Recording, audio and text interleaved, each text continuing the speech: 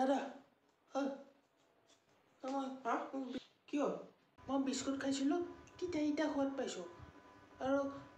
দালিখনটো তিতা ইটা সোৱাদ পাইছোঁ তোৰ ভিতৰি জ্বৰ আছে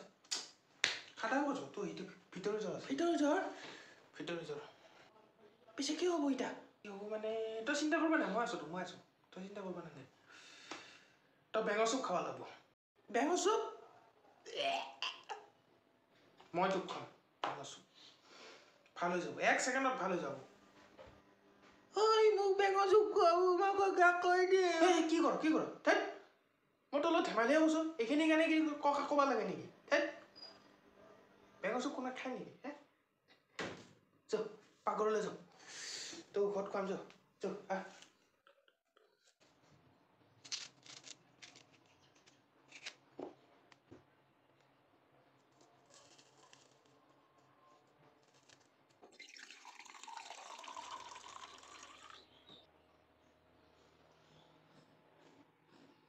ক